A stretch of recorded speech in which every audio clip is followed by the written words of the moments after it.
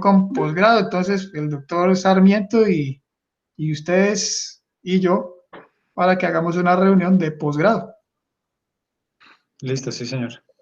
Creo yo que pues vamos a ver si se puede, tipo 2:30. Lo que pasa es que estoy de turno, pero igual si no estoy yo, pues el doctor Sarmiento para que vaya hablando algunas cosas con ustedes. ¿De acuerdo? Listo, sí, señor. Muchas gracias. Ok, Bueno, doctor Fernández. buenas tardes Dame para una todos. aquí.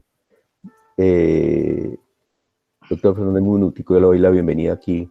Claro que sí, por favor. Para nosotros es muy importante en esta educación continuada que nos ha permitido unirnos más a todos y a nivel nacional. Es muy importante hoy contar, ¿cierto?, con la presencia del doctor Efraín Revelo y con la presencia del doctor Julián Rojas, como cirujanos de cuello, eh, y nos van a ayudar seguramente a profundizar y a aprender una cantidad de situaciones de esta patología. Siga, doctor Fernández.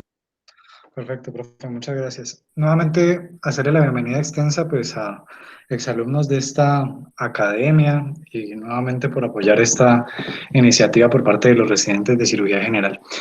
El día de hoy hemos querido acompañar al doctor Herrera y el doctor Bonilla, el tema de las infecciones cervicofaciales profundas. Si bien es un tema que para el cirujano en general no es una etiología de relativa frecuencia.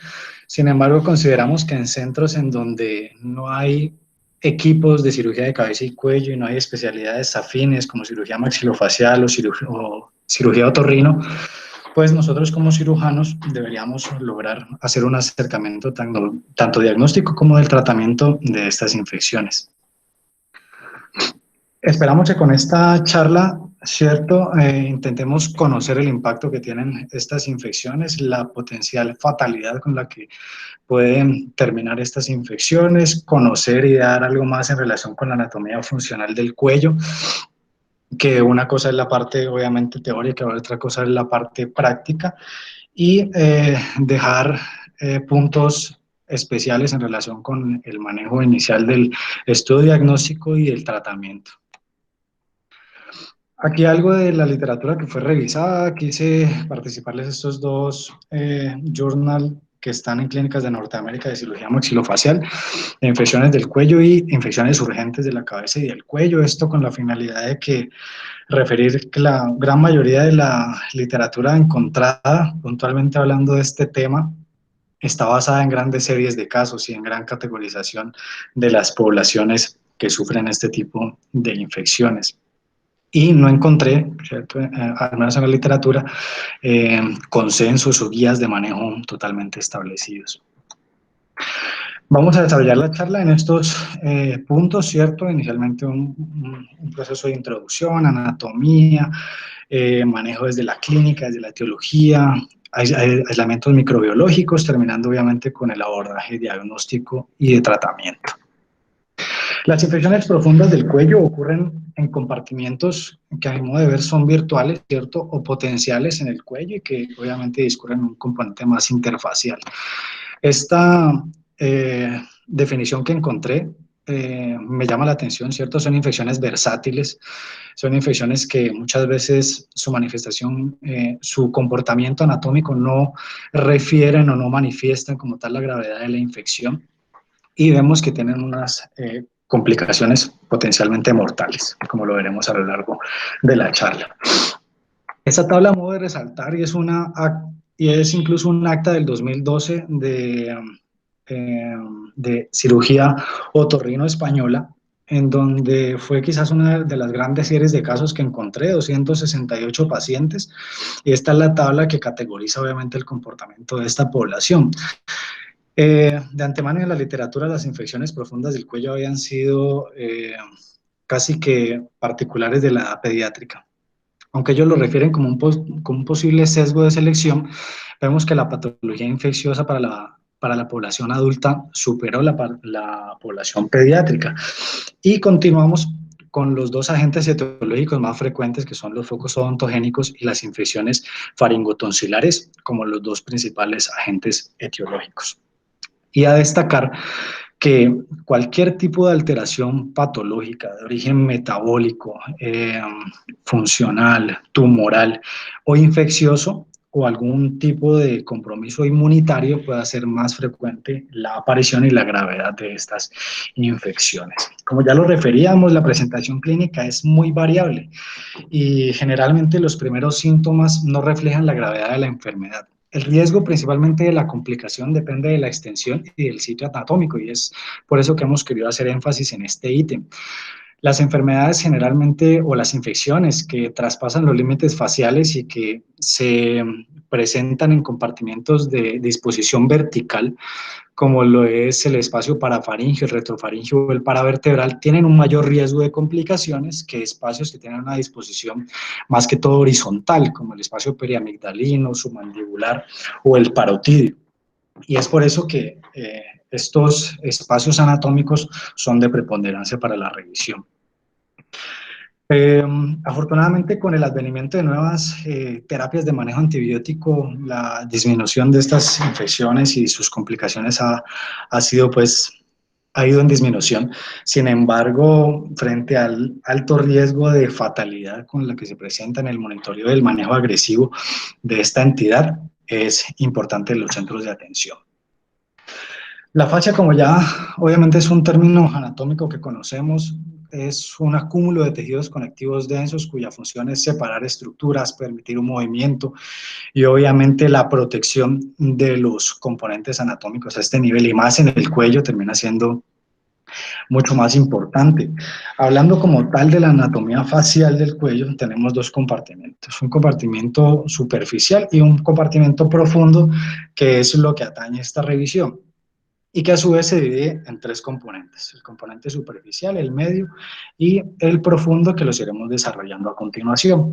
La fase superficial no es más que el acúmulo de un tejido conectivo representado por la piel y el platisma, y que se encarga de cubrir todo el sistema musculaponeurótico superficial del rostro y del cuello, representado aquí principalmente por el platisma. Y ya pasando al componente más profundo, la fascia superficial de este componente, pues recubre los músculos y todo este sistema funcional masticatorio, también de la expresión facial y los componentes glandulares. La fascia profunda medial es una de las fascias que con mayor importancia pues vamos a resaltar en el transcurso de la charla, dado que tiene un componente vascular y visceral, que en la mayoría de los casos es la que da la sintomatología mucho más florida cuando estos espacios virtuales o potenciales se ven alterados. Y la fascia profunda posterior, que está en esta filmina representada en un contorno marrón o amarillo, que recubre todo el componente más posterior, representada por la fascia alar, por la fascia prevertebral, y como su nombre lo indica, pues recubre todo este componente posterior osteomuscular. Entender la anatomía del cuello desde una parte funcional ha sido algo que en la literatura que revisamos no hay un total consenso al respecto.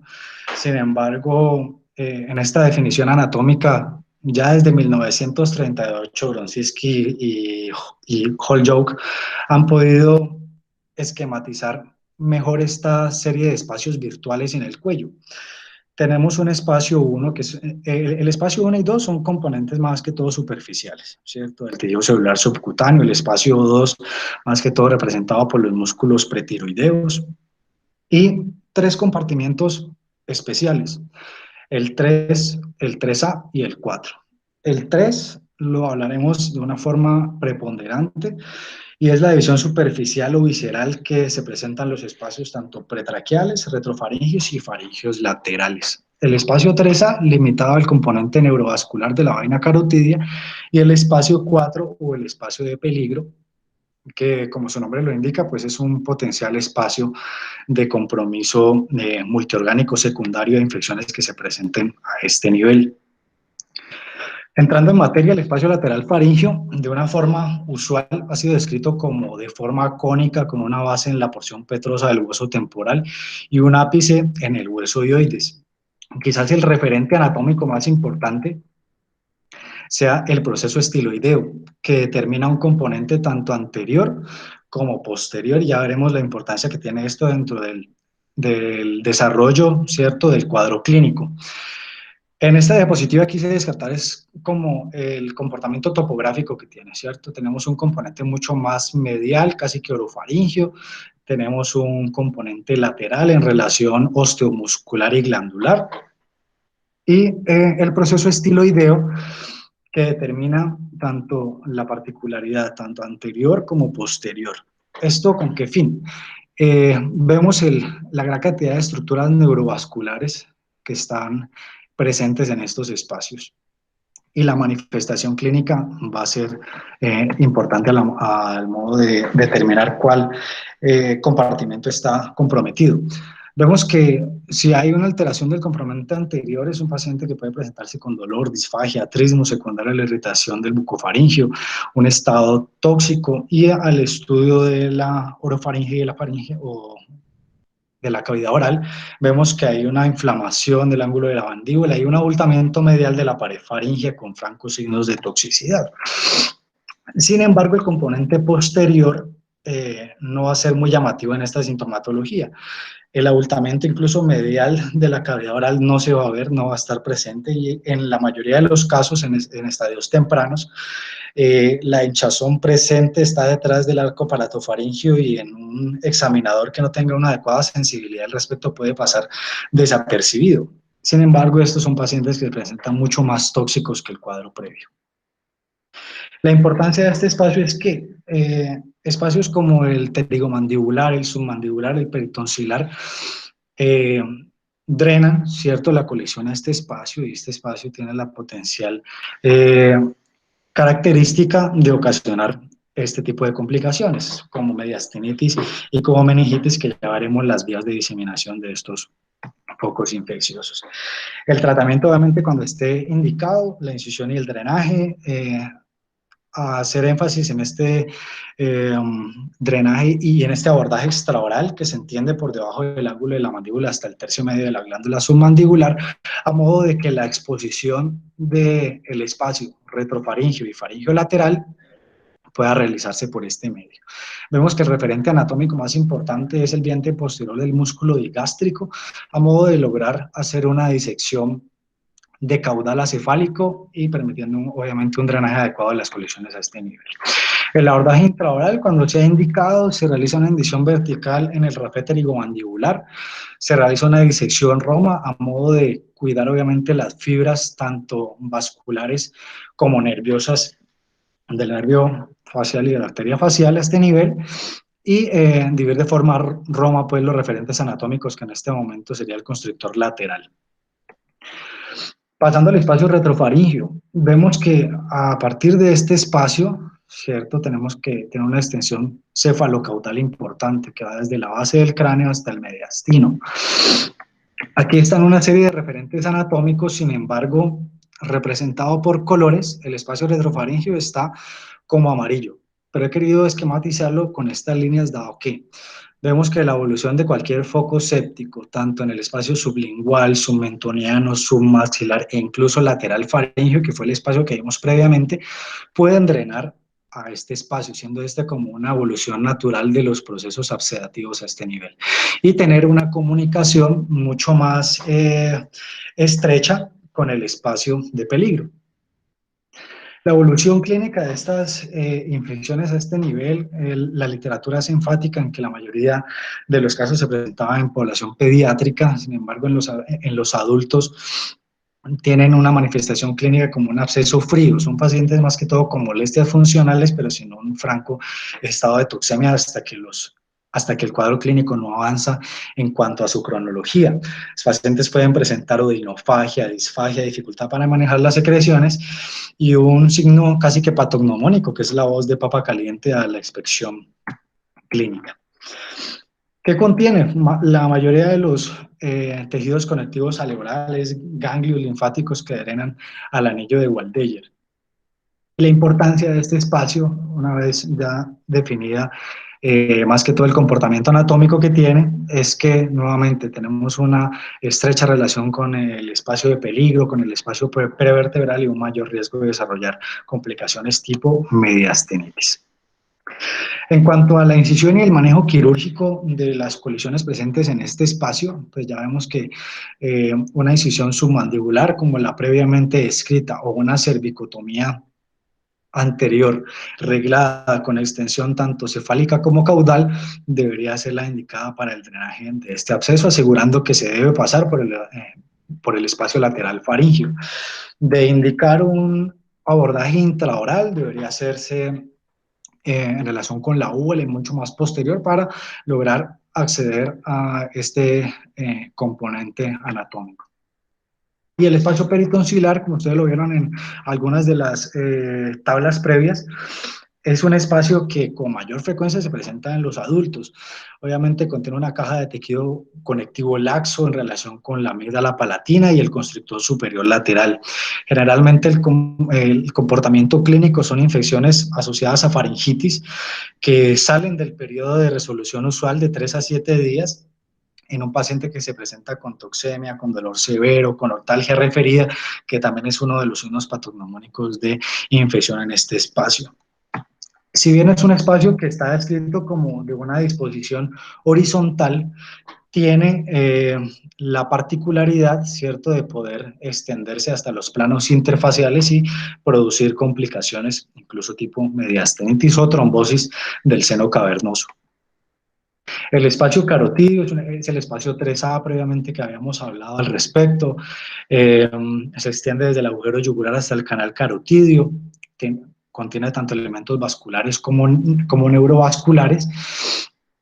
Y en relación con las características clínicas, principalmente secundaria a erosión del proceso infeccioso, pueden presentarse obviamente rupturas de la pared vascular, hematomas expansivos, incluso simular procesos anginosos, dado la extensión mediastinal. Presentar también trombosis séptica o síndrome de Horner secundaria a compresión de estructuras nerviosas.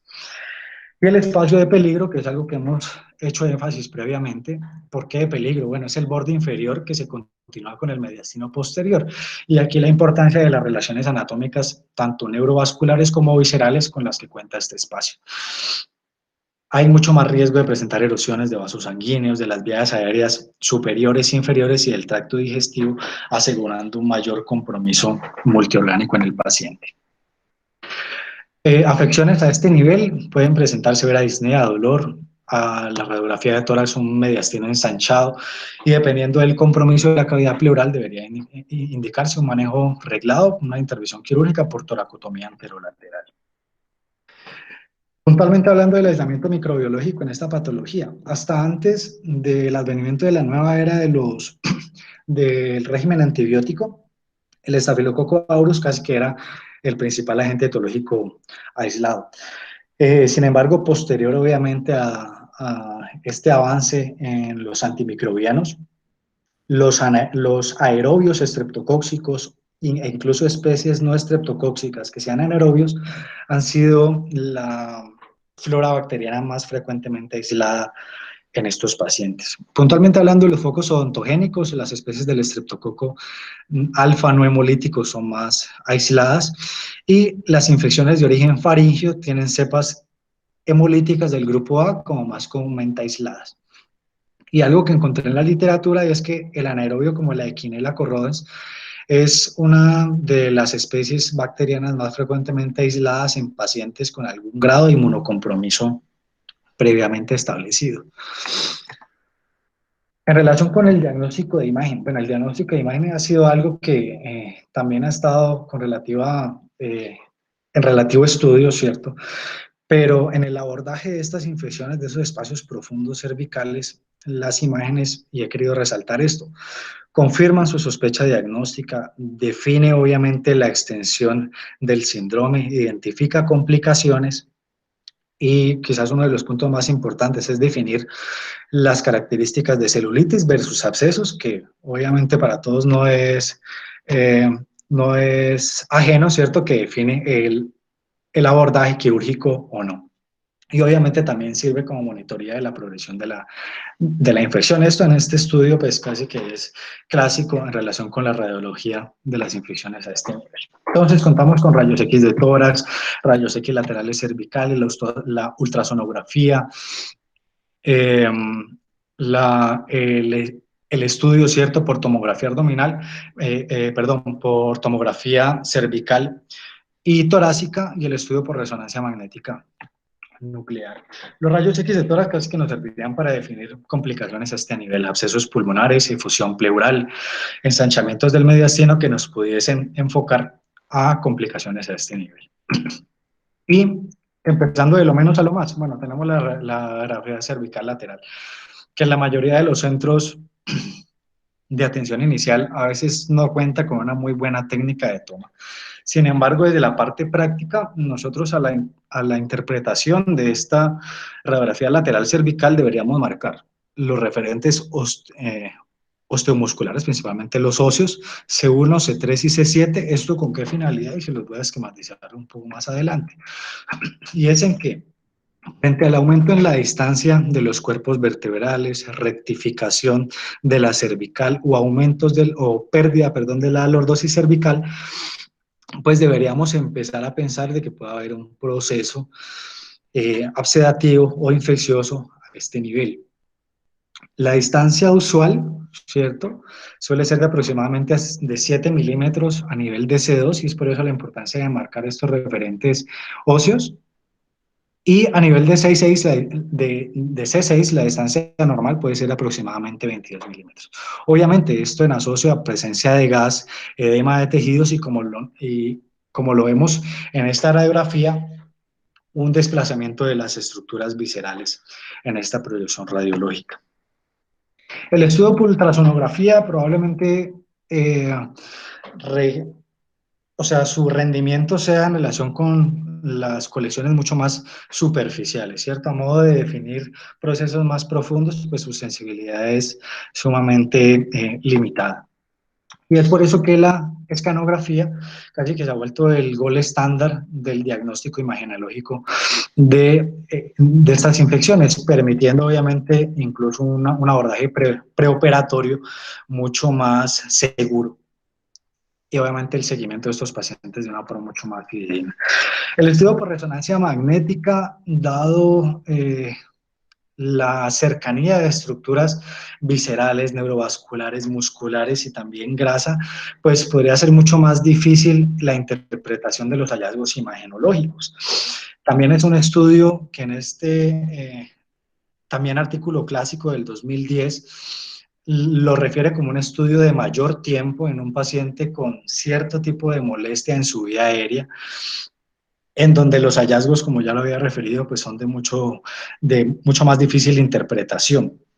Y es por eso que las indicaciones, al menos para el estudio por resonancia magnética, es sospecha de extensión al espacio epidural, y algunos artículos lo reportan como algún tipo de beneficio para el diagnóstico de complicaciones vasculares. Sin embargo, no encontré estudios que relacionen los estudios por angiotomografía o por angioresonancia a modo de definir complicaciones a este nivel. Entonces, una vez hecho el diagnóstico de estos pacientes, vemos que, y lo hemos visto en los servicios de urgencia, la vía aérea es preponderante, la incisión y el drenaje, de ser posible de una forma inicial, también es importante, el manejo antibiótico precoz, empírico, la hidratación y todo el manejo soporte pues, que tiene que tener el paciente con algún proceso séptico, y el aislamiento microbiológico que nos va a definir el escalonamiento del manejo antibiótico. Quise traer este algoritmo, ¿cierto? Si bien es un artículo también de un journal europeo de otorrinolaringología que para el 2015 logra, creo yo, que esquematizar de una forma mucho más práctica la infección por focos odontogénicos. El paciente con síntomas de dolor, de fiebre, de sintomatología toxémica, ¿cierto?, con la presencia de algún tipo de signos de severidad, como lo puede ser la disnea, el estridor, la disfagia, la odinofagia, el trismus o los crépitos, pues debería definirse o no la presencia de estos. Si están presentes, el paciente debería ser valorado por un grupo obviamente especializado en este tipo de patologías, el inicio de antibiótico-terapia parenteral, realizar un estudio por escanografía y definir o no el abordaje o el drenaje quirúrgico. De no presentar estos signos de alarma, el paciente debería ser llevado a una casi que vía de un manejo conservador, ¿cierto? Antibióticos, manejo sintomático y probablemente referir al cirujano maxilofacial o al odontólogo dependiendo de la presencia o no de este absceso. A una forma, pues, repito, creo yo que es una forma práctica de ver el algoritmo. El manejo de la vía aérea, bueno, ustedes dirán, ¿sería tan fácil como realizar una intubación orotraqueal? No, distintas series de casos que pude buscar, la posibilidad del riesgo de ruptura y la aspiración es mucho más, es superior a cualquier otro tipo de patología inflamatoria. Tan es así que hay centros de referencia en donde la intubación de fibra óptica flexible en manos expertas pudiese ser el gol estándar, pero no son una recomendación de una adecuada validez académica. Y es por eso que la mayoría de estos pacientes, cuando se presentan con un grado de toxemia, la traqueostomía debería ser idealmente planeada en un paciente despierto, con anestesia local, con un grupo de anestesia que conozca obviamente la evolución natural de esa patología, dado que el absceso puede cubrir perfectamente los referentes anatómicos de la tráquea y hacer este procedimiento relativamente sencillo, un procedimiento desafiante para el grupo de manejo. A destacar este score, ¿cierto? Vemos que es el score de severidad de la infección del espacio facial y su potencial riesgo de comprometer estructuras vitales o principalmente la vía aérea. Vemos que estructuras mucho más cefálicas tienen un menor riesgo de producir compromiso sobre la vía aérea. El riesgo moderado está en relación con los espacios que tienen un comportamiento mucho más horizontal, que era lo que veíamos previamente desde la descripción anatómica, y un riesgo severo que ya estaría dado por el espacio lateral faríngeo, el retrofaríngeo, el pretraqueal, que tienen un comportamiento de orientación vertical. Y obviamente ya pacientes pues, con compromiso del espacio de peligro, del mediastino, pues debería ser asegurada de una forma preponderante la vía aérea. Y este es un algoritmo que en la mayoría de los casos, listo, podemos iniciar un manejo antibiótico, podemos tener una referencia topográfica e imagenológica adecuada. Sin embargo, la urgencia de estos pacientes debería ser la vía aérea.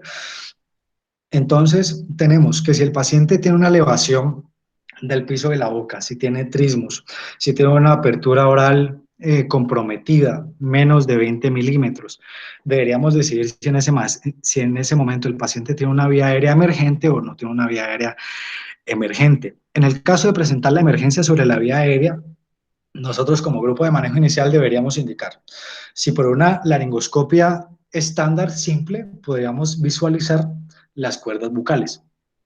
Si le permite ver las cuerdas bucales, usted puede pues, proceder con la intubación orotraqueal. En tal caso de no visualizarlas y que el paciente obviamente no ventile, pues el abordaje de una vía aérea quirúrgica debería ser la indicada. Gol estándar o recomendación 1B en este momento sería la cricotiroidotomía. En el momento en que el paciente no tenga una vía aérea no emergente, pues es un paciente que me da tiempo de ventilarlo, de hacer incluso una premedicación tipo sedación. En centros especializados, una intubación incluso nasoendotraqueal, con una fibra óptica, con un operador obviamente facultado, pues debería ser la indicación. En un paciente también despierto, realizar una intubación nasoendotraqueal sería casi que el segundo paso.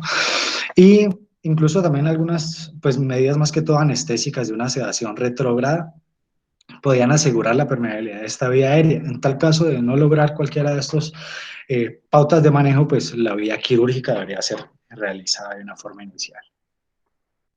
En relación con el cubrimiento antibiótico, estas guías y estas revisiones, las dos del 2018, para el manejo de infecciones de los tejidos blandos, y puntualmente este artículo que ustedes tienen en la parte superior de sus pantallas, que es el abordaje antibiótico de las infecciones de la cabeza y el cuello, pues recomiendan que estos pacientes deben ser cubiertos con antibiótico terapia de amplio espectro, que principalmente cubra gram positivos y anaerobios. Gram positivos, dependiendo del aislamiento o de la sensibilidad de sus centros de práctica, incluso la penicilina cristalina debería ser uno de los principales pautas de manejo, penicilinas de espectro extendido, ampicilina sulbactam, cefalosporinas de tercera generación, también indicadas dentro del consenso, dependiendo de la toxicidad del paciente y del compromiso obviamente multiorgánico, pero siempre en asocio con algún tipo de agente antianaerobio. En este caso, recomiendan el metronidazol. Y en relación con consideraciones especiales de aislamientos microbiológicos, usted tiene un estafilo resistente a meticilina, y si tiene el paciente factores de riesgo para infección por pseudomonas, pues debería agregar vancomicina linezolida.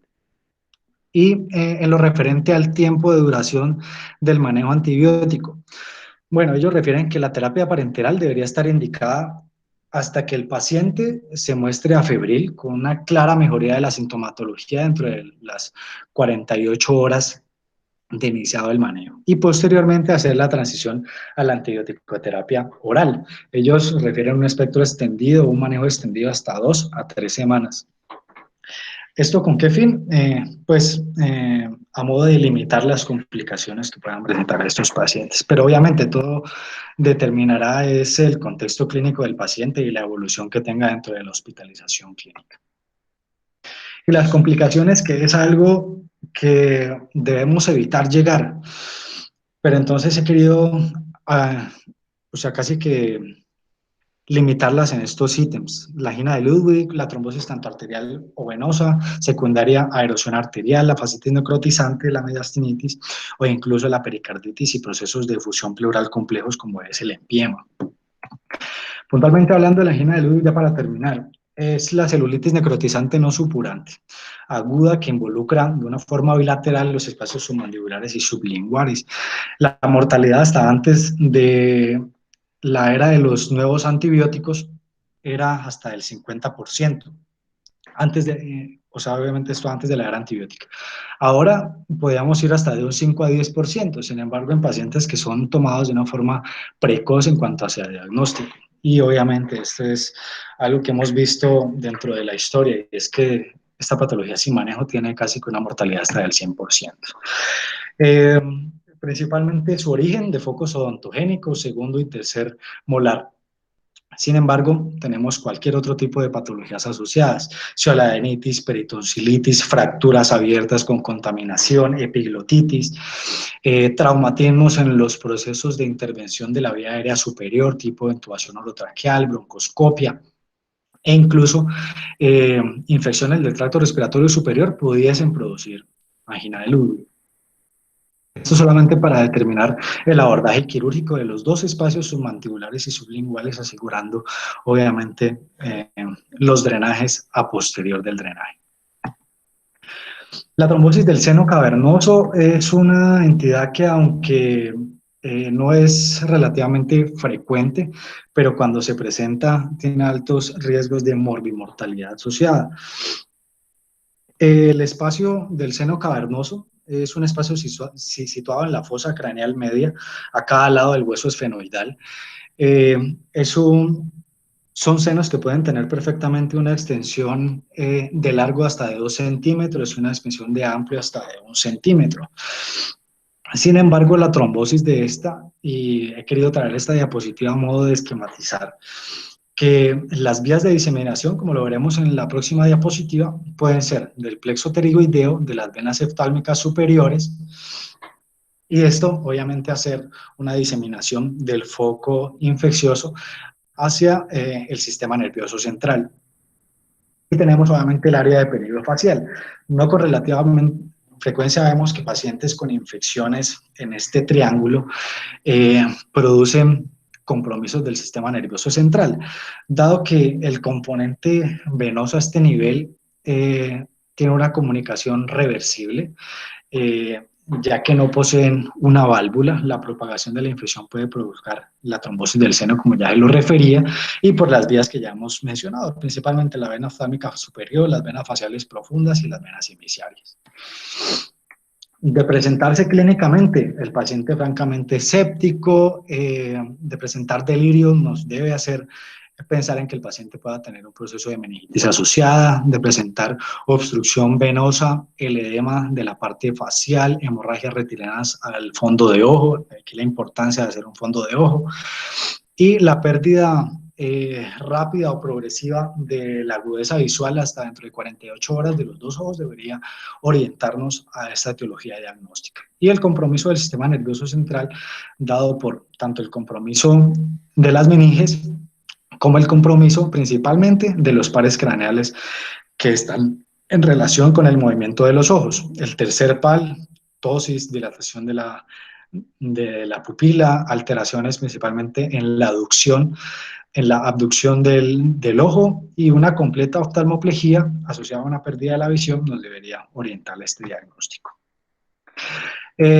Quizás en esta complicación el estudio por resonancia magnética pudiese darnos un mayor rendimiento diagnóstico e incluso obviamente de pronóstico, pero vemos que lo que más tenemos pues a la mano es el estudio por tomografía, y aquí relacionada con una flecha blanca vemos que hay una señal, ¿cierto?, hiperdensa, más medial, a modo de una columna que se presenta en esta proyección de la tomografía, que es el hallazgo pues, más frecuentemente asociado a la trombosis del seno cavernoso.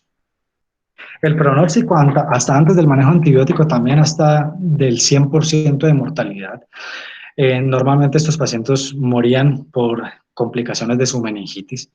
Ahora ya con el protocolo de manejo, que es la antibioticoterapia de amplio espectro, anticoagulación, la mortalidad ahora es inferior a un 30% dependiendo de las series de casos que fueron revisadas.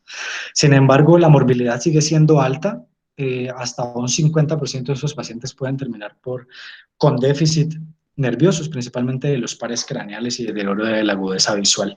El manejo endovascular tiene muy poca evidencia, hay muy pocos casos descritos para el manejo de esta entidad. La fascitis necrotizante también es una complicación no usual, pero que puede presentarse en este paciente que nos participa el doctor Herrera. Vemos que es una infección de tejido blando, de rápida propagación, necrosis difusas de las fases y de los tejidos subcutáneos que pueden comprometer tanto los ejes incluso musculares pretiroideos. No es una entidad nueva, desde 1871, incluso en la guerra civil se llamó como la gangrena hospitalaria, y son pacientes que requieren un desbridamiento aumentado, ¿cierto?, de los tejidos que estén comprometidos y asegurar una vía aérea como lo ven esquematizado. Para terminar, la complicación asociada a la mediastinitis, bueno, ya conocemos la progresión clínica, sin embargo, quise resaltar en esta diapositiva que la infección de los espacios 3A, 3, 4, los espacios lateral faríngeo, incluso los espacios submandibulares, pueden estar en relación con el espacio de peligro y producir cuadros de mediastinitis, que es donde deberíamos evitar que llegue el paciente. El manejo quirúrgico de sospechar un foco a nivel cervical de la mediastinitis debería hacerse por una cervicotomía anterior. Ellos refieren a hacer una disección Roma, obviamente, o hasta el mediastino superior, y en el caso de las imágenes ser positivas para un foco de difusión pleural o de compromiso a este nivel, pues debería realizarse una toracotomía anterolateral izquierda para lograr un adecuado drenaje del foco infeccioso. Vías alternas de drenaje, como las vías percutáneas guiadas por tomografía o los drenajes endoscópicos, son procesos de abordaje quirúrgico que aún están en estudio, que aún requieren cierto tipo de validación en la literatura, y hay muy pocos casos descritos, que quizás sería uno de los puntos a discutir con los expertos que están en el auditorio, a modo pues, de definir la experiencia que tienen ellos en sus centros de manejo. Y ese es el diagnóstico, creo yo, el algoritmo de diagnóstico quizás más práctico que encontré. que es, usted tiene la sospecha de que el paciente tiene un absceso en cuello. El paciente obviamente se da su manejo soporte y se lleva a un estudio por escanografía y por rayos X de tórax. Dependiendo del contexto clínico, usted podría definir si extiende el estudio por escanografía al tórax, pero al menos para este algoritmo dicen tomografía y rayos X de tórax.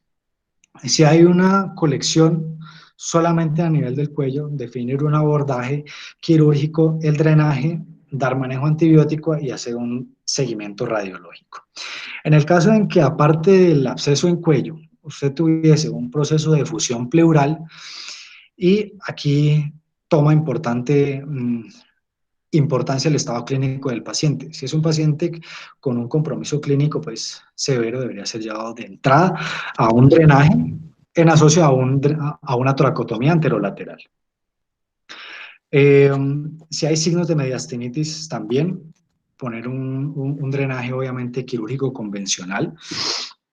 Y si el estudio por imagen no es claro para los signos de mediastinitis y el paciente no está toxémico, que quizás sea algo que también dejemos a consideración, es que ellos ponderan, bueno, hágale una toracentesis.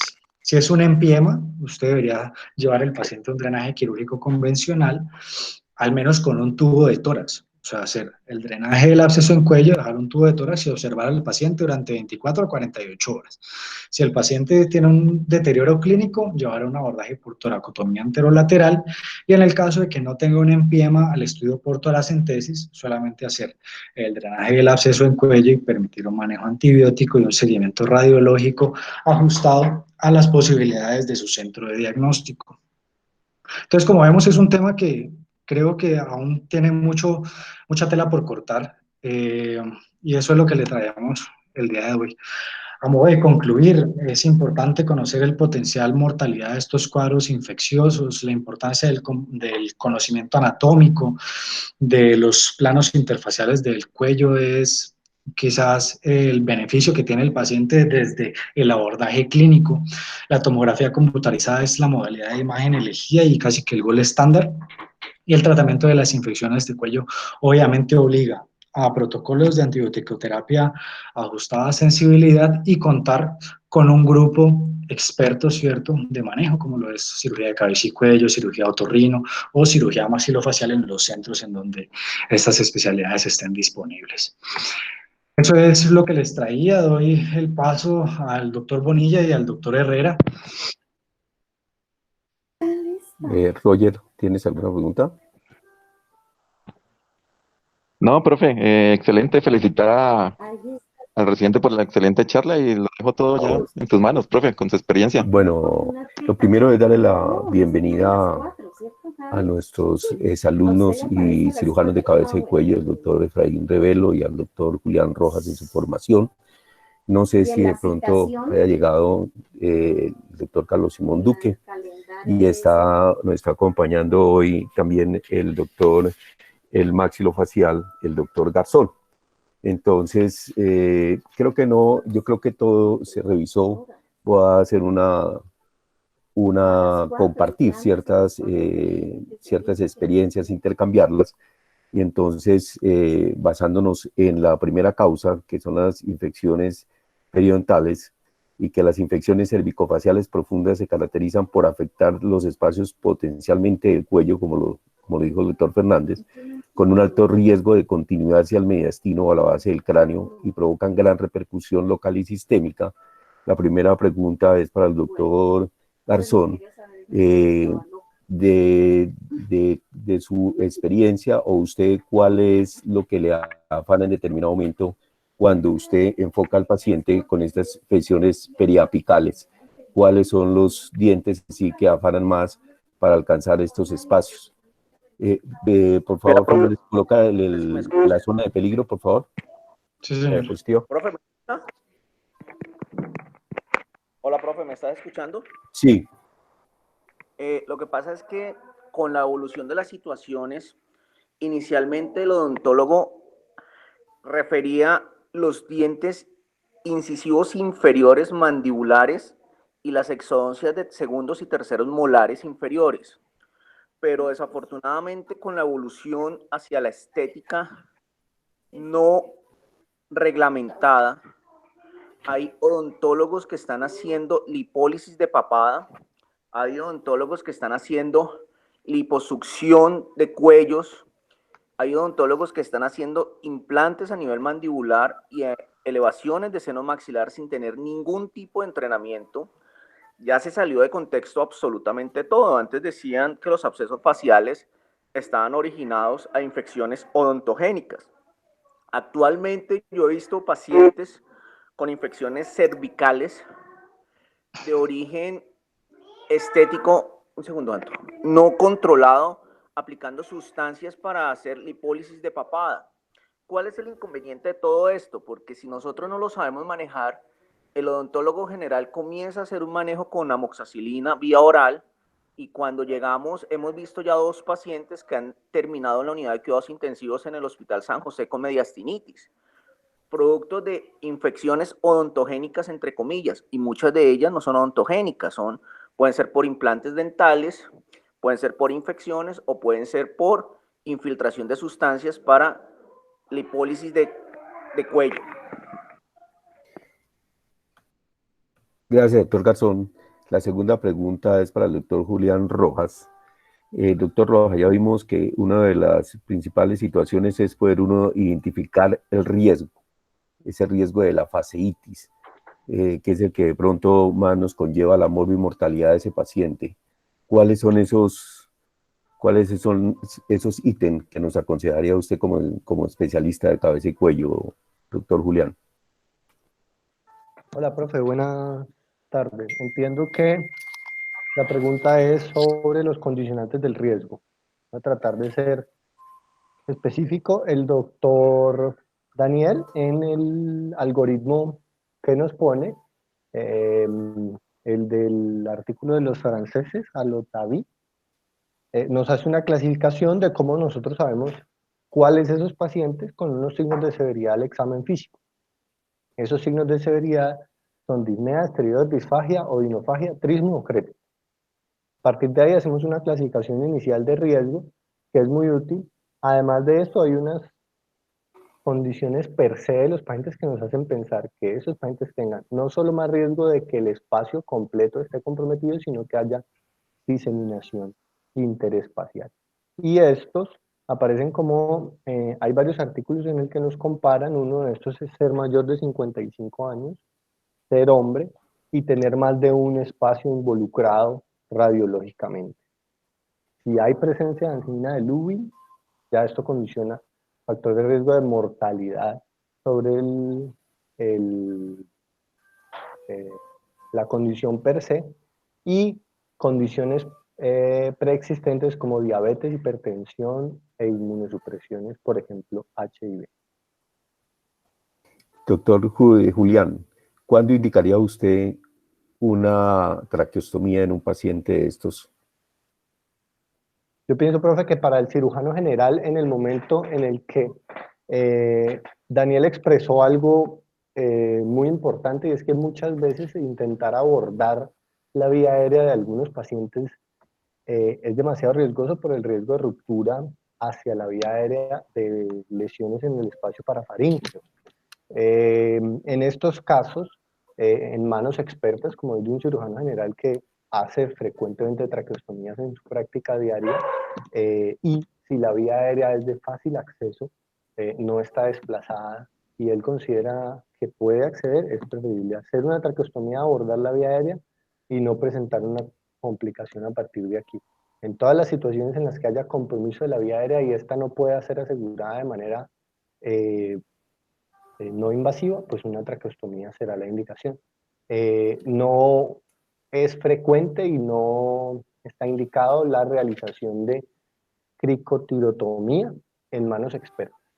Para manos expertas de cirujanos generales, otorrinos y cirujanos de cabeza y cuello, pues se prefiere la traqueostomía, tiene menor tasa de complicación. Gracias, doctor Uriel. Doctor Revelo, siguiendo como el orden, bienvenido a su casa. Y la siguiente pregunta es que, a pesar de que los signos y los síntomas del paciente orientan el diagnóstico topográfico, la extensión y los límites de la infección que se conocen a través ¿Cuál sería ese orden de pedir imágenes en estos pacientes? Muy buenas tardes, muchas gracias por la invitación. Muchas gracias a todos. Veo que hay una gran afluencia, algo muy interesante. Muchos excompañeros están aquí conectados, entonces un saludo para todos. Con respecto a la pregunta, o sea, de imágenes, la presentación, lo dijeron, fue muy interesante, muy completa. Uno que diría, una ecografía de entrada, pero la ecografía nos va a servir solo si es una lesión, una colección superficial. Entonces, la respuesta sería idealmente es una tomografía. Nos va a servir por varias razones. Primero, nos va a dar un tamaño más concreto de toda la lesión, de toda la colección. Aparte de eso, nos ayuda a evaluar algo muy importante y que es relacionado con la anterior pregunta, que es evaluar la vía aérea. Ahí nos puede decir si hay edema glótico o no, con la relación de la hipofaringe, el seno piriforme, todo eso. Y todo eso nos va a ayudar a saber y a determinar qué de manejo le vamos a hacer a este paciente. Con respecto a esto y que está relacionado con lo anterior, con lo de la vía aérea, yo pienso que es importante en estos pacientes, sobre todo si llega el paciente con disnea, estridor, le tomamos la ecografía, la tomografía y aparece que tiene una colección grande cervical. Es importante evaluar su vía aérea, ya sea con una nasofibro o una fibrobroncoscopia previo, porque eso nos ayuda a adelantarnos a saber si posiblemente este paciente va a necesitar o no una traqueostomía. O sea, hay que tratar de no hacer traqueostomías así de todos porque es aumentarle una morbilidad al paciente. Pero sí lo que debemos de tener en cuenta es que no nos coja de sorpresa de que en el momento que lo llevamos a cirugía no se va a intubar y en ese momento recién tener que decir a este paciente necesitaba una traqueostomía. Pues para eso es importante la imagen, la tomografía y una nasofibro antes en lo posible. Doctor Revelo, los pacientes que le ingresan en el estridor, ya casi que le están diciendo a uno que tiene un problema, sí, clínicamente, que tiene un problema casi de indicación de asegurar uno la viabilidad, de asegurar uno la vía aérea. Sí. ¿Sería muy agresivo uno asegurar la vía aérea tempranamente? Uno que debe hacer, o sea, idealmente, bueno, ya sabemos que está con el anterior. Aquí en la Fundación, ¿cómo hacemos? El servicio, llega al servicio de urgencia, los emergenciólogos, y ellos son los que se encargan ahí en esa primera parte de evaluar su vía aérea. Si lo consideran de que necesita ser intubado inmediatamente, pues ellos tratan de hacerlo en urgencias. Pero nosotros, ¿cómo haríamos si no estuviera en lo de los urgenciólogos? Nosotros nos llega el paciente, vemos, hay predictores de que va a haber una falla ventilatoria, entonces deberíamos de asegurar su vía aérea. Idealmente, de entrada, si es posible, en manos experimentadas, tratar de intubarlo con un fibrobroncoscopio, ya que es una intubación dirigida y sin que se cause algún tipo de daño. La otra cosa muy importante es tener al lado un anestesiólogo, porque sabemos que es una vía aérea difícil y pues algo que lo hemos discutido en el grupo, y la vía aérea es del anestesiólogo. Entonces, a veces uno se encarta como cirujano con una vía aérea sabiendo que, y no llamamos al encargado de la vía aérea. En conclusión, tratar de asegurar la vía aérea, tratando de intubando sin hacer daño, y después hacerle ya una traqueostomía formal, de acuerdo, pues, una traqueostomía ya sin tantos problemas que podríamos tener si es que no tenemos asegurado previamente la vía aérea. Doctor Revelo, cuando uno revisa la literatura se da cuenta de que casi cuando uno busca referencias de las traqueostomías, todas son percutáneas, ya uno casi no encuentra referencias de traqueostomías abiertas. Sí. Sin embargo, uno en la medicina basada en la evidencia no tiene ninguna diferencia. Para este tipo de pacientes con infecciones en cuello, ¿tendría alguna contraindicación la traqueostomía percutánea? No, en general, yo qué le puedo decir de experiencia propia de lo que llevo trabajando en el servicio de cabeza y cuello.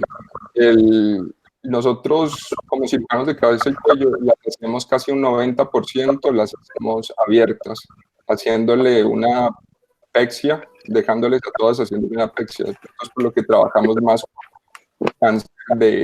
con cáncer, pacientes oncológicos, por esa razón. Pero hablamos con los cirujanos, con los grupos de cirujanos de trauma, entonces ellos en cambio el 90% las hacen percutáneas.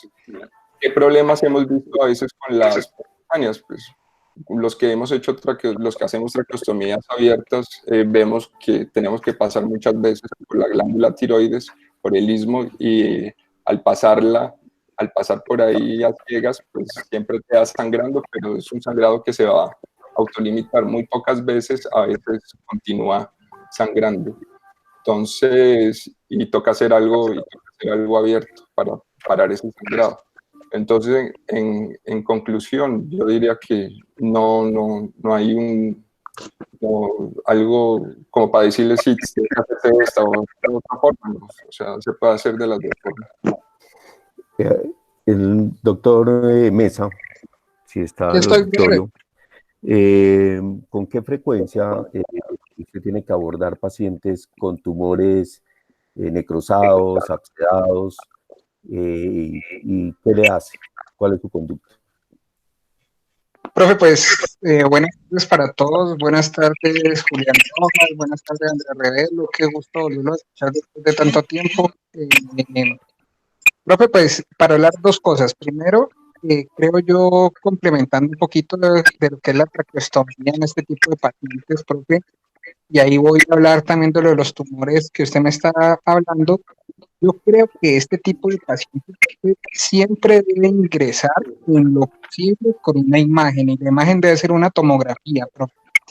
¿Por qué? Porque es que es muy frecuente que el edema tan grande que se genera en los tejidos y la misma colección, lo que haga es que se desplace la vía aérea y esté en posiciones lateralizadas, profe. Entonces es muy difícil encontrar la tráquea y orientarse, que es lo que hacemos nosotros cuando estamos en cancerológico y manejamos tumores abscedados, tumores de gran volumen, profe. Es casi que mandatorio hacerle tomografía para identificar dónde está la vía aérea, porque si no tiene uno nasofibro y no tiene otras cosas, va a ser muy difícil uno localizar dónde está la tráquea en un tejido que está totalmente deformado. En ese sentido, profe, yo creo que también, pues no entendí muy bien el mensaje, pero yo creo que la traqueostomía percutánea pierde su valor en este tipo de pacientes, por lo que acabo de decir, profe. No es un procedimiento totalmente seguro hacerlo a ciegas, a menos que uno lo haga en conjunto con alguien que le está haciendo nasofibro al paciente y esté orientando dónde esté la vía aérea y podamos hacer un procedimiento seguro, profe. El abordaje de los tumores que están abscedados, profe, el primer manejo y el primer tratamiento que hacemos,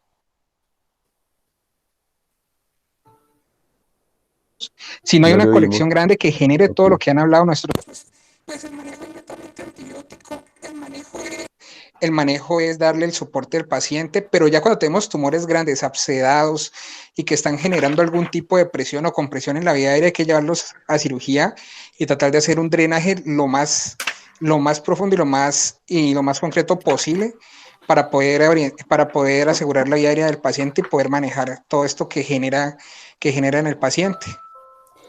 Gracias, Julián. Otra pregunta para los de cabeza y cuello. Definitivamente la piedra angular del tratamiento de las infecciones cervicofaciales profundas es el tratamiento quirúrgico, sin minimizar pues el papel de los antibióticos que se da. Ya damos en la charla, dijimos que cuando había más de 2 espacios definitivamente eran quirúrgicos. ¿Cuáles serían esas vías de abordaje que podríamos hacer, doctor Julián o doctor Revelo? Bueno, nosotros, por experiencia también, hacemos un abordaje cervical extenso, depende en dónde están las imágenes, van a servir mucho y tratamos de que sea igual al que hacemos cuando le hacemos un vaciamiento cervical, por decirlo así. Entonces, esos son unos abordajes, unas incisiones que nos permiten extendernos y llegar a diferentes partes del cuello. Eso yo creo, no sé, Julián, si... Si tienen como que no veo la opción de que yo pueda presentar una pantalla. Oh, ya. Yo les puedo presentar una visión esquemática, Ok, pero de cómo, de un grupo de Deme un incisiones segundo. que solemos hacer, sobre las cuales se pueden apoyar para definir qué tipo de abordaje quirúrgico les conviene más de acuerdo a la localización del absceso. ok. Eh, Sí, Entonces, continúe, Julián. se fue Eso es. la puedes colocar nuevamente para... Sí, señor.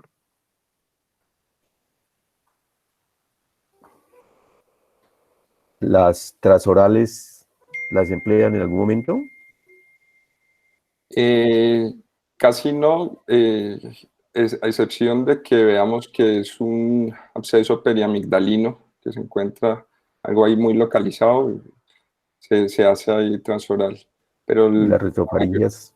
no, la retrofaringia no, y las parafaringias, que son como las más frecuentes, con las que más nos hemos enfrentado, las hacemos por vía abierta.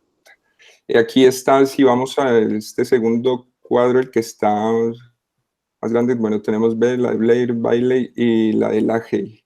Nosotros hacemos estas incisiones, obviamente no puede ser, o sea, dependiendo en dónde esté, pero tratar de que tengamos esa continuidad de poder hacer la incisión y podamos extender este tipo de incisiones, y nos da el abordaje de todo el cuello. Otra cosa importante, a ver si la vemos, sobre todo en las incisiones submandibulares. Es muy fácil coger y tener un absceso submaxilar y que nosotros lleguemos a hacerle una incisión y un drenaje de eso, pero que lesionemos el nervio, el marginal. Entonces, lo que quiero decirles aquí es de tratar de no hacer daños, porque a veces por, por hacer un drenaje que es relativamente fácil, terminamos haciendo daño de algún nervio, sobre todo el nervio espinal, el nervio marginal. Entonces, tenerlos en cuenta antes de hacer una incisión y de hacer una disección en esta zona con electro para no dañar esas otras estructuras que son fáciles de dañar, y lo he visto muy frecuentemente en algunos cirujanos que llegan, sacan una biopsia, drenan un absceso y lo dejan con parálisis del marginal. Eso es. Voy a dejar de compartir y aquí veo dos preguntas del doctor Vallejo. Dice, pregunta para los cirujanos de cabeza y cuello, protocolo de canulación, que si siempre hacemos nasofibro y que cuánto tiempo usamos los taponamientos. Sí hay protocolos de decanulación, incluyen que el paciente cumpla con una serie de criterios, entre ellos que tenga movilidad cordal adecuada. Hay unas excepciones en las que se permite decanular sin movilidad cordal adecuada, pero pues no sería ideal que se hiciera en un centro que no es de vía aérea. Si siempre se hace nasofibro, sí, siempre se hace nasofibro para verificar presencia de granulomas o movilidad cordal y que el paciente tolere oclusión completa de la cánula previa de canulación. Y los taponamientos de espacios, porque se hacen diferentes tipos de taponamientos, se hacen taponamientos nasales, de senos paranasales, y de otros espacios, por ejemplo, espacios postquirúrgicos en cabeza y cuello, para que entiendan, es muy parecido a taponar un abdomen o a taponar otra estructura. Se usan materiales oblitos quirúrgicos, que en este caso son mechas, cubrimos al paciente con antibiótico y lo dejamos un promedio entre 24 y 72 horas, casi siempre 48. La diferencia es que dependiendo de la severidad de lo que estemos intentando hacer, si es un absceso raramente se tapona, pero si ha quedado cruento el tejido, etcétera, o después de una cirugía que tiene sangrado, se dejan taponamientos, estos se retiran intraoperatoriamente o en la UCI, dependiendo del lugar donde estén. Sí, ahí veo, sí, es eso así, y algo para completar, es 48 horas de oclusión de la cánula de traqueostomía continuas. Si está ocluido esas 48 horas, uno puede pensar en retirar la traqueostomía. Con respecto a lo del, para aclarar esta parte, es lo que decía el doctor Herrera, o sea, hablan de traqueostomías abiertas, traqueostomías percutáneas. Lo que les digo en la clínica, en el servicio, nosotros el 90% las hacemos abiertas. Y es algo muy del cancerológico, escuela de cancerológico, y la comparto y está muy bien, pero no puedo desconocer que el 95% de las traqueostomías que los hacen los cirujanos de trauma y los cirujanos generales de nuestra institución las hacen percutáneas y les va muy bien con eso. Entonces, están esas dos opciones y hay que tenerlo muy claro, que la mayoría las hacen ellos, la mayoría de las traqueostomías las hacen ellos. Entonces, yo creo que sí hay una buena experiencia para hacer esas traqueostomías percutáneas y tiene un estudio de la vía aérea, sabe que la tráquea que no va a tener problemas por las imágenes y porque de pronto pues tiene el acceso y tiene una fibrobroncoscopia previa, se puede hacer, no se puede descartar. De que yo las haga, no las hago, yo casi la mayoría las hago abiertas. Pero hay esa otra posibilidad de hacer. No, Andrés, estamos totalmente de acuerdo. Sí, lo que pasa es que digo yo de la traqueostomía percutánea en este contexto del absceso, en este preciso contexto. Es real lo que vos estás diciendo. ¿Cómo subo aquí el micrófono? Sí. De las traqueostomías se hacen percutáneas y hemos hecho muchas traqueostomías percutáneas y realmente pues son funcionales y realmente las complicaciones son bajas, pero en este contexto de los pacientes, por ejemplo, con tumores grandes, abscedados, con todo lo que altere la vía aérea y la anatomía del cuello, la anatomía de la tráquea, es donde se entra a discutir un poco la verdad de utilidad de la traqueostomía percutánea. No, sí, claro. O sea, pero pues estamos hablando en general de un paciente con absceso cervical. Sí, obviamente, por eso es importante tener las imágenes y tener en lo posible una fibrobroncoscopia, una nasofibro por lo menos, para determinar eso. Pero si no hay algo que nos contraindique hacer una percutánea, se puede hacer. Un intensivista la haría, un cirujano general la haría. Yo no la haría porque prefiero hacerlas abiertas y me ha ido muy bien abiertas, pero se pueden hacer de las dos. Obviamente, si hay algo como tú dices, un tumor grande, todo eso, un compromiso de la vía aérea, hay que hacerla abierta y no cabe la menor duda. Sobre la utilización de los drenes, están haciendo una pregunta. Sí, nosotros siempre le dejamos diferentes tipos de drenes. El que nosotros usamos es el dren de Blake 19. De vacío. De vacío, con una pera grande que tenga buena succión. Ese lo dejamos hasta que deje de producir. Generalmente, tercer, cuarto día ya lo retiramos. Sí.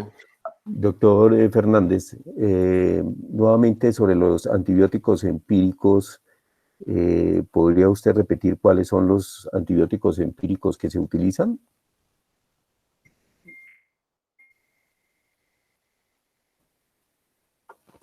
¿Me escucha, profe? Sí. Sobre Bueno, los lo que antibióticos decían las empíricos. guías, ¿cierto? Lo que decían las guías es que obviamente toca asegurar el cubrimiento gram positivo y para anaerobios. Entonces, ellos hacen la salvedad de que depende de la sensibilidad y de la resistencia de su centro. Entonces, incluso ellos dicen que abscesos pequeños podrían ser correctamente manejados con penicilina cristalina. Ya pacientes que se presentan con algún grado de toxemia, ampicilina sulbactam o penicilina de espectro extendido estaría indicado, pero siempre intentando asociar un agente antianaerobio. Entonces, eh, ellos refieren del metronidazol, podría ser efectivo, entonces casi que terminan por dejarnos ampicilinas de espectro extendido, penicilinas de espectro extendido, perdón, más metronidazol o cefalosporinas de tercera generación tipo ceftriaxona más metronidazol. sí. Y la otra sería la clindamicina más la levo.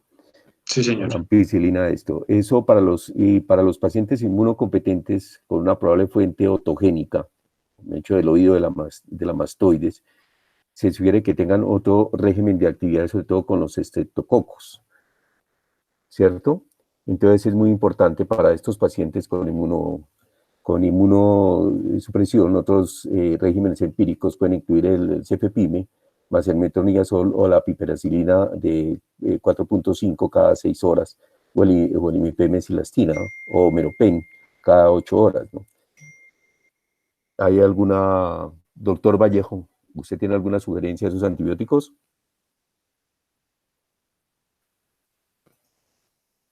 No, yo creo que los protocolos son muy claros. Una cosa pues que se tiene que tener muy en cuenta es que el hecho de lo que dice Daniel, de que uno tiene que contextualizarse en el centro que esté trabajando, no es para que le vaya bien al paciente. Seguramente con una buena estrategia de antibiótico profiláctico, perdón, de antibiótico establecido antes de unos cultivos, segura un buen análisis clínico con un buen juicio le va a ir bien al paciente, siempre y cuando tenga un drenaje quirúrgico. Sin embargo, el hecho de que uno conozca la flora de la institución de uno hace que la comunidad, por decir así, y la posibilidad de resistencia más adelante para otros pacientes sea diferente, pero no es porque le vaya a ir mal al paciente. Diferente en un paciente que haya hecho la infección de institución o tenga factores de riesgo diferentes, por ejemplo, haya sido ya sometido a unas pautas antibióticos prolongadas, o esté invadido, o tenga pues factores de riesgo para pseudomonas, etcétera. Pero desde el punto de vista de la estrategia de cubrimiento antibiótico, yo creo que es suficiente y hay que darle cierta participación a la clindamicina. La clindamicina funciona bien en piel. Los anaerobios del tubo hace ya han sido tratados más con metronidazol con clindamicina por algunos estudios que salieron en el 2009 aproximadamente, en donde cultivos anaerobios respondían mucho mejor que con metronidazol que con clindamicina. Entonces la clindamicina queda mucho más reservada para el tubo digestivo más superior, que incluye todo lo que está en estos gérmenes aquí en el cuello, y también para la piel. Entonces hay que tenerla en cuenta pues como una buena estrategia para cubrir los anaerobios de arriba. Sí, yo creo que en ese sentido es muy importante uno tener la historia clínica siempre de dónde se pudo haber originado. No olvidar que esos espacios prevertebrales siempre tienen una diseminación contigua, lo hacen a la columna cervical, pueden producir osteomelitis vertebrales, pueden tener las lesiones del esófago, y las siembras hematógenas siempre son por el Staphylococcus aureus, que es lo más común, ¿no? Pero están los bacilos gram negativos, los estreptococos y los anaerobios, ¿no? Sí, No perdón, sé si doctor, en el auditorio hay alguna pregunta referente a eso o el doctor Revelo, ¿qué me decía?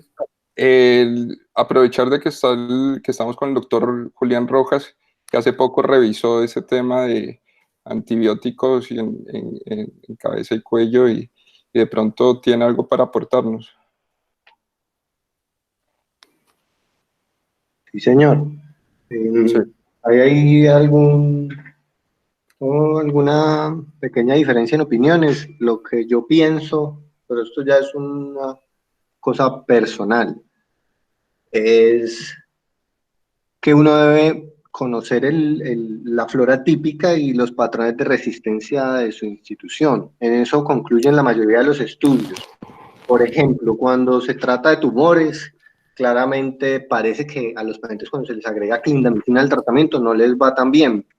Esto derivado de algunos factores intrínsecos que pueden corresponder a su transporte, etcétera, etcétera. Ahora, la antibioticoterapia inicial debe ser de amplio espectro, que involucra gram negativos y anaerobios, y aunque pueden haber algunas diferencias, las aproximaciones iniciales de terapia mixta con una cefalosporina y un antianaerobio, sulfactam, pueden ser correctas en muchos aspectos. Pero yo pienso que esto debe ser guiado por la microbiología local. Y como manera pues de cerrar la discusión, ¿cuál sería el pronóstico de estos pacientes que han tenido unas infecciones severas? ¿Cuál sería el pronóstico de estos pacientes?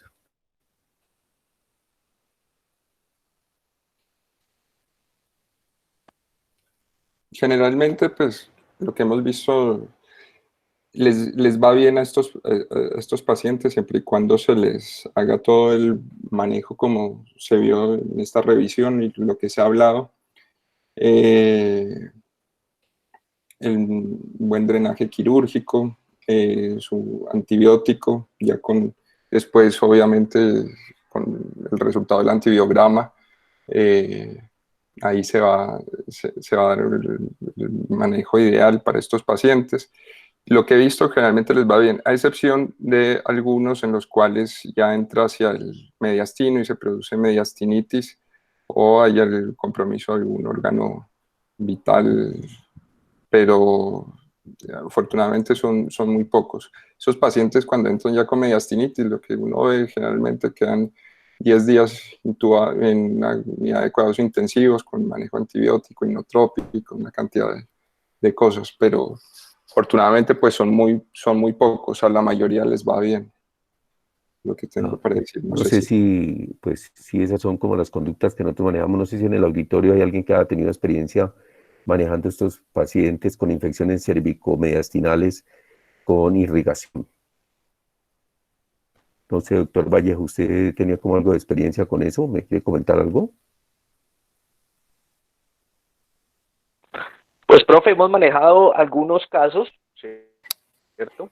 El sistema VAC funciona bien, incluso lo hemos puesto sobre el corazón y ha funcionado bien por pericarditis, y también hemos manejado mediastino anterosuperior con sistema VAC y obviamente el pecho.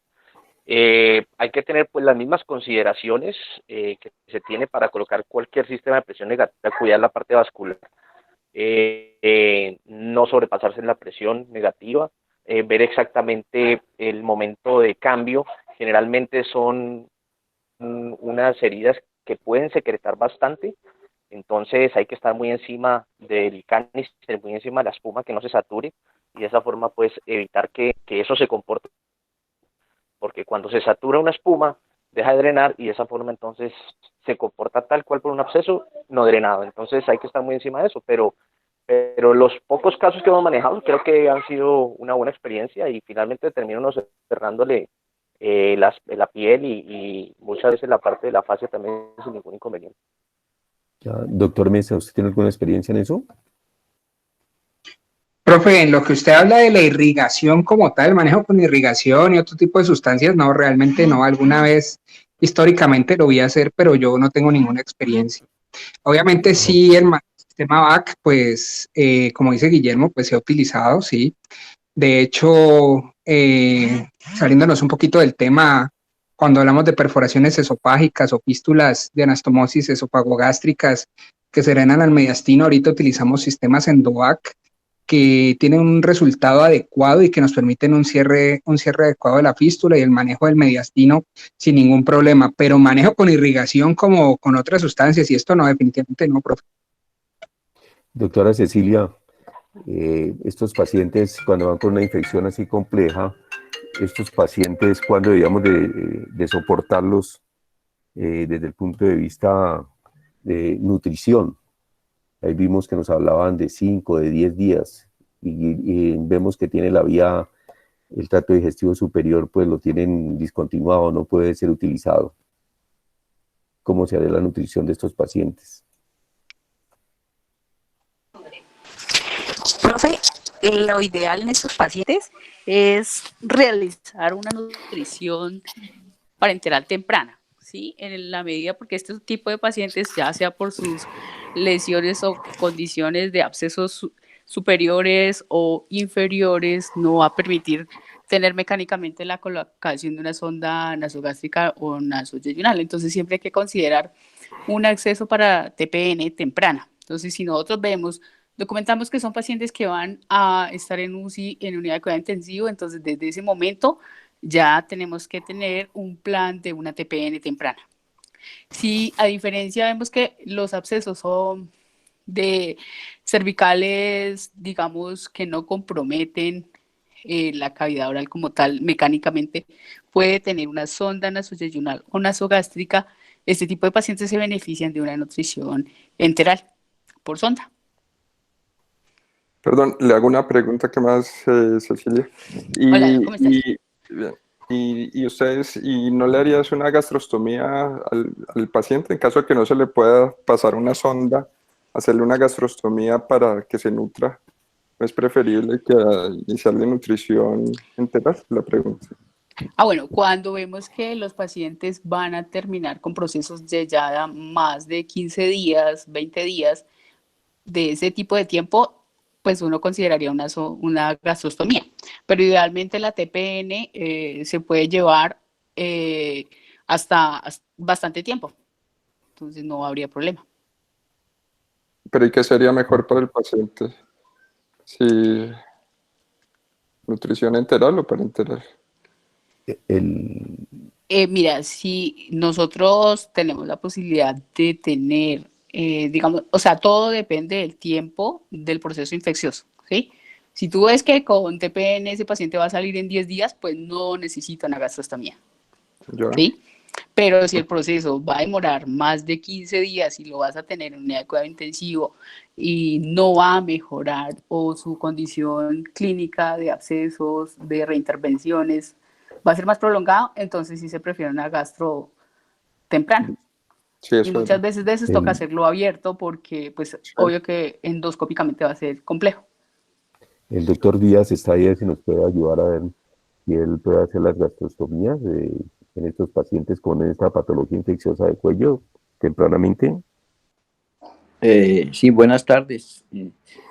Saludar a Julián y a Andrés y a todo el grupo. ¿Qué más?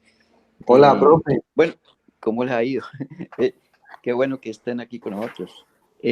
Primero, antes de entrar a esa pregunta, yo tenía para hacerle a ustedes un caso clínico que sucedió acá, ¿no? Una señora, creo que tenía alrededor de unos 50 años, y le hicieron en una intubación, era una cirugía, creo que una colestectomía o algo, en la intubación, bueno, la paciente le hicieron la colestectomía y en resumen ella tuvo un absceso porque ingresó más o menos desde los cuarto día empezó a sentirse mal en la casa y después volvió y se le hizo el diagnóstico de un absceso cervical secundario a la intubación. Fue una intubación difícil.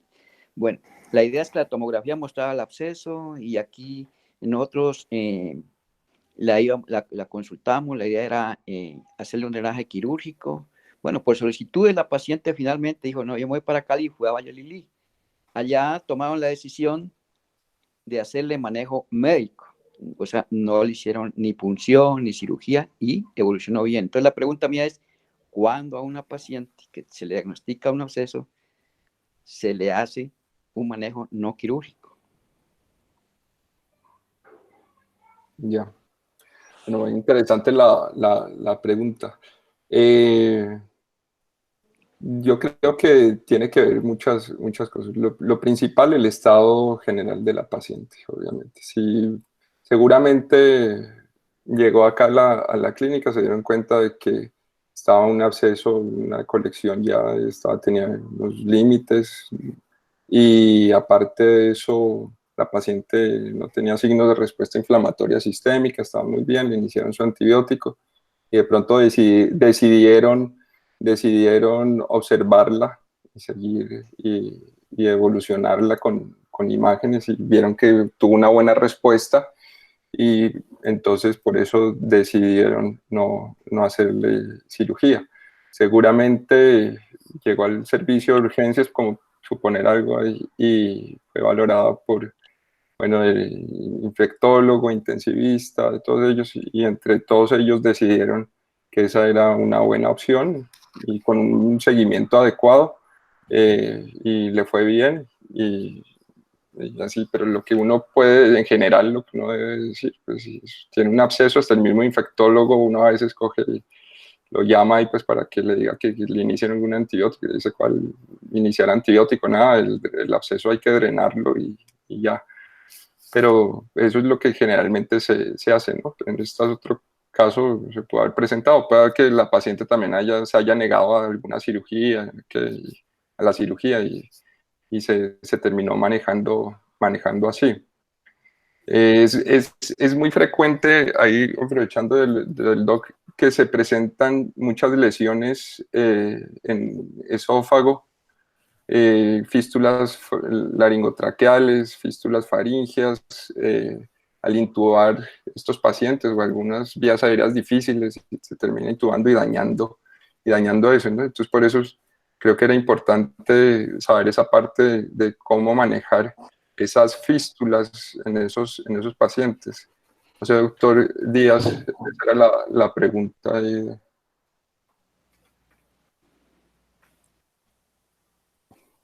Doctor Díaz. Señor, bueno, por la pregunta que me hicieron al principio, sí. La idea de la nutrición, obviamente, siempre que uno pueda utilizar la vía enteral, eso ya la sabemos todos, es lo ideal, ¿sí?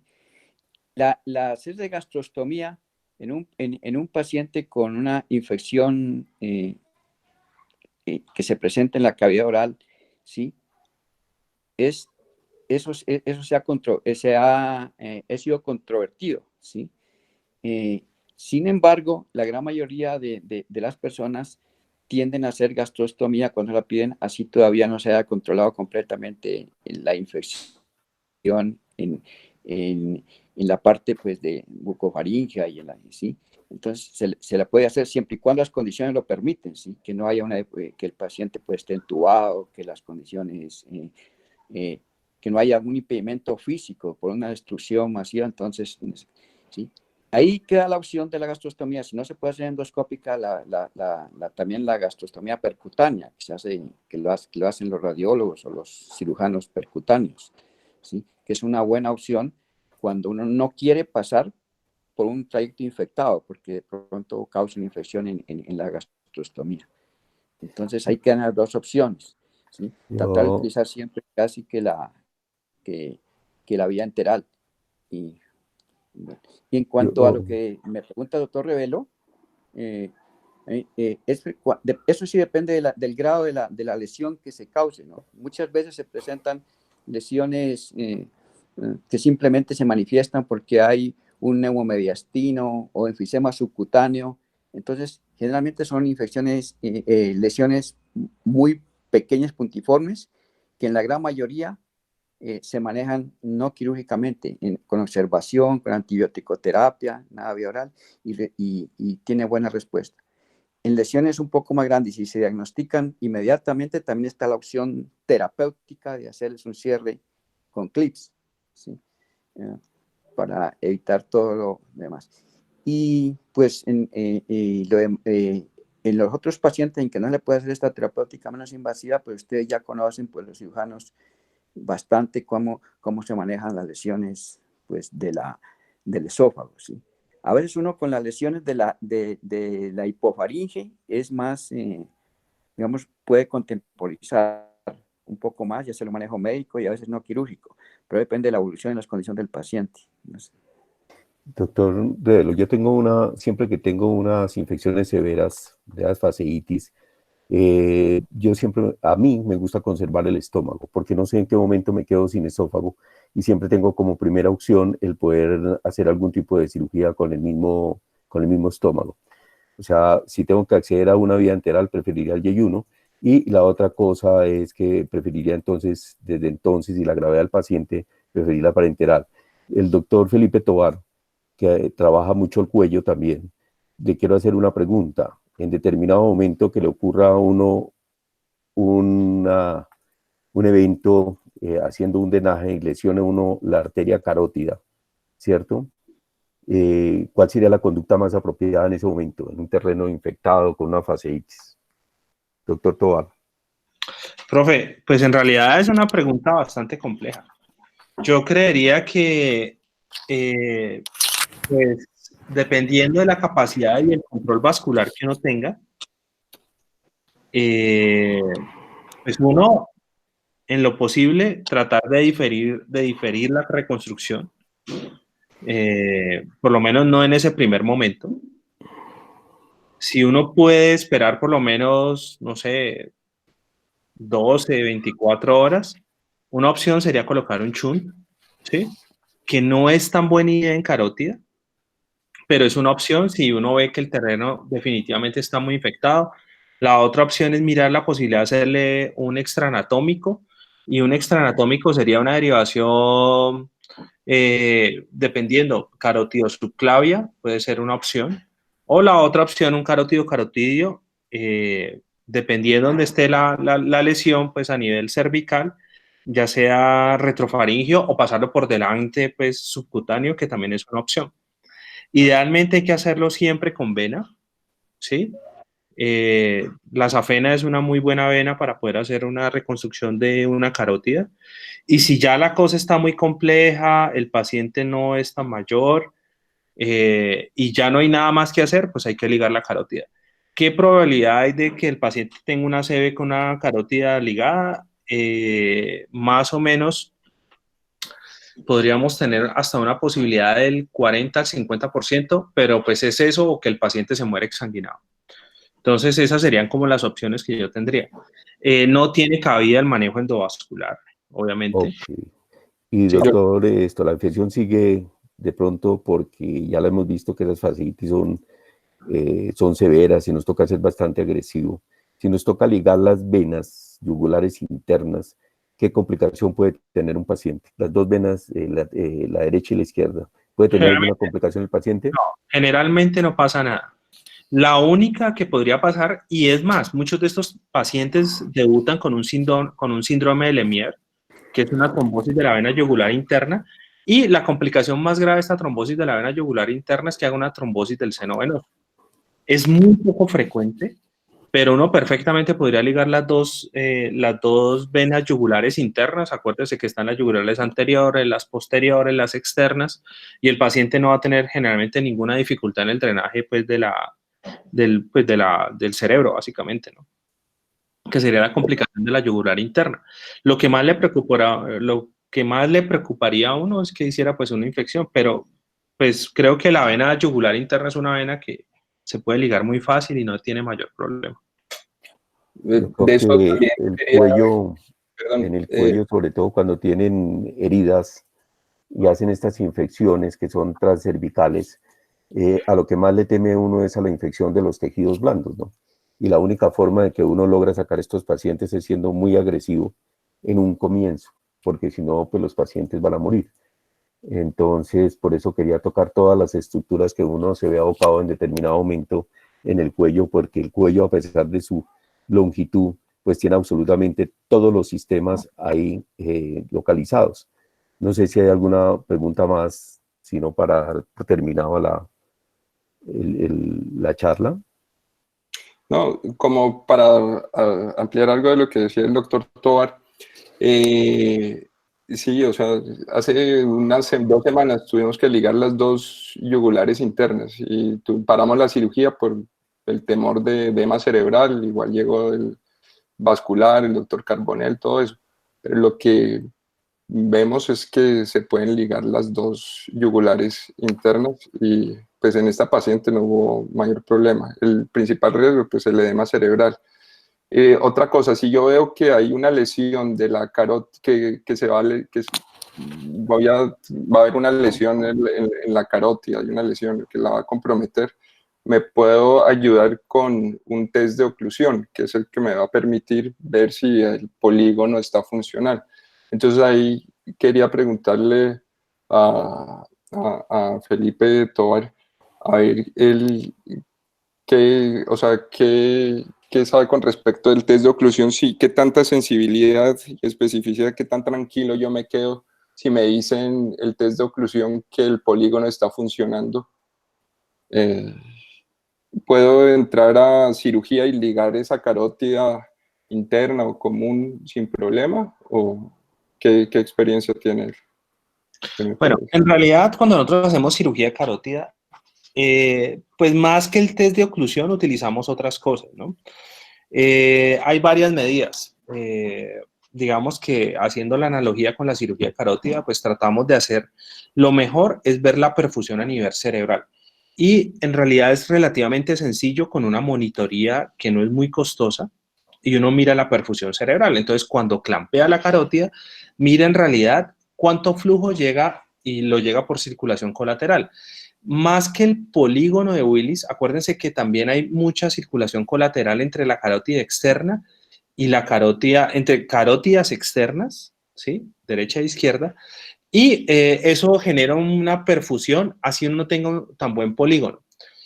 También es muy importante pues determinar qué carótida vamos a tratar. Si es la derecha y el paciente es derecho, pues es menos probable que haga alguna complicación severa. También mirar cómo está la vertebral de ese lado.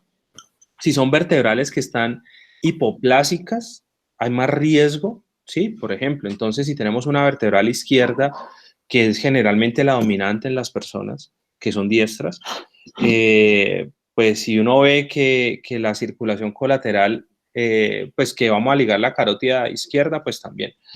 El test de oclusión me parece que no es algo tan bueno. ¿Por qué? Porque uno, es un examen que uno coloca en riesgo al paciente, ¿no? De todas formas, o sea, ocluir la carótida para mirar la perfusión contralateral tiene sus riesgos porque uno puede desprender placa y es un examen que en realidad no se comporta tan bien. ¿Yo qué sugiero? Tener muy clara la cirugía, tener muy claras las imágenes y si es un evento traumático y uno no tiene cómo reconstruir, haga un shunt. Eso es mejor que cualquier cosa. Inclusive yo les diría, traten de entrar y buscar para tener control proximal y distal, ¿sí? Y traten de establecer una vía mientras uno logra solventar la infección. Y pues Sí. ya dependiendo de eso, pues uno definir cómo lo reconstruye, ¿no? Pero, ¿cuál es el nombre del estudio que hice para evaluar la perfusión cerebral?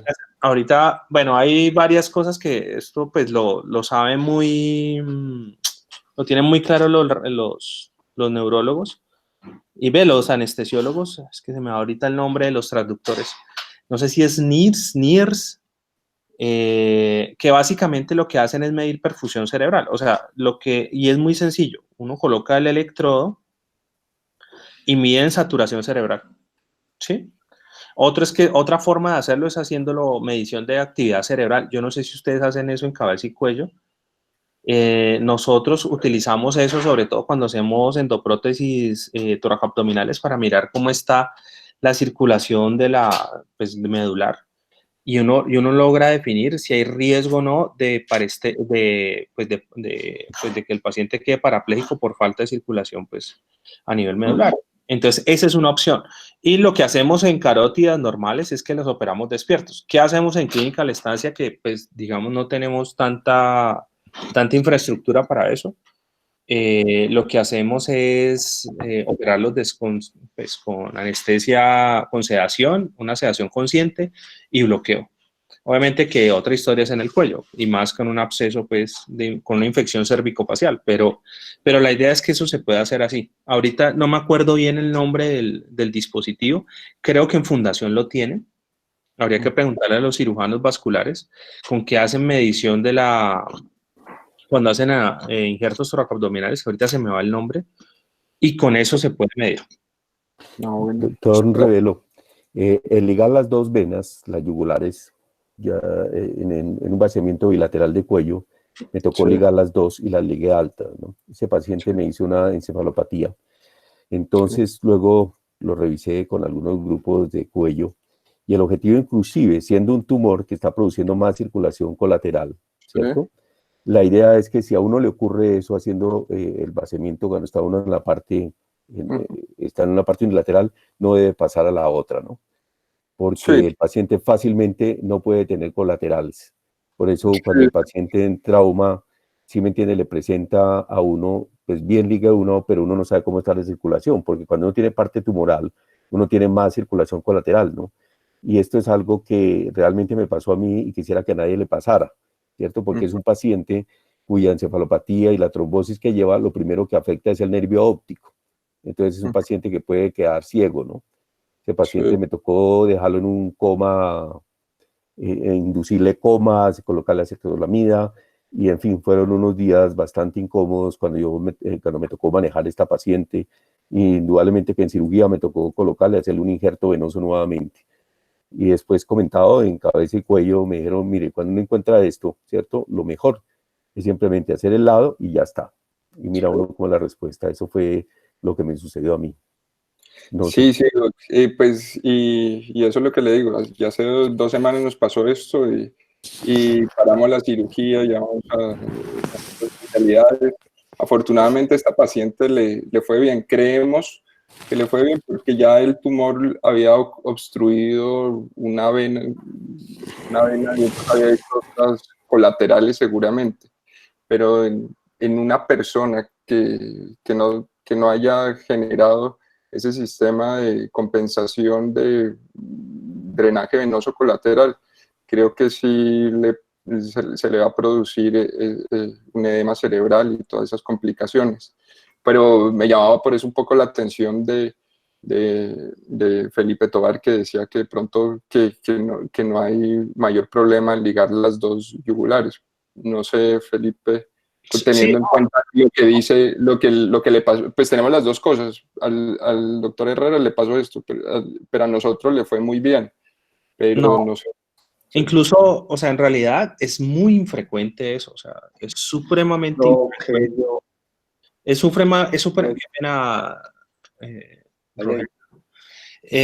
supremamente infrecuente, y es que en realidad la cabeza tiene muy buen drenaje.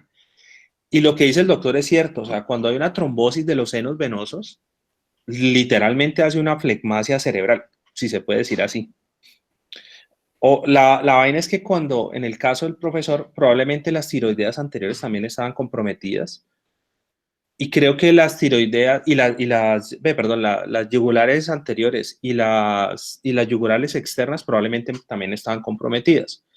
En este caso en particular, donde usted solamente tiene compromiso de la yugular interna, que me imagino que fue lo que les pasó, pues en realidad no es tan frecuente que hagan una trombosis del seno venoso. Igual, estos pacientes, si uno tiene dudas y si tiene el riesgo, hay que anticoagularlos, que eso me olvidé decirles. Hay que anticoagularlos porque queda un sistema venoso descompensado pues a nivel de la cabeza. Y sería pues lo que nosotros haríamos. En realidad, nosotros tomamos la yugular interna con relativamente bastante frecuencia como injerto venoso por el diámetro que tiene. Y creo que pues es bastante seguro, pero pues igual, como en cualquier cosa en medicina, creo que no hay nada escrito. Y creo que tampoco revascularizar una yugular es una de las cosas que uno piensa que va a funcionar. Además que por el diámetro de la vena, habría que escoger una vena que fuera muy similar para que no se trombosara. ¿Qué vena tocaría coger para reconstruir una de las dos yugulares? Tocaría sacar la vena femoral, ¿sí? Que no, o sea, la mal llamada vena femoral superficial. Entonces, creo que es bastante cirugía y hay que saberlo hacer. Entonces, si en algún momento toca reconstruirlo, sería como la vena más o menos homogénea y par para poderla reconstruir. Que lo que nos decía el doctor Carbonell, el vascular de allá que fue a este caso, dijo que en general esas reconstrucciones fracasan casi todas, que Sí. el 80-90% Eso es cierto.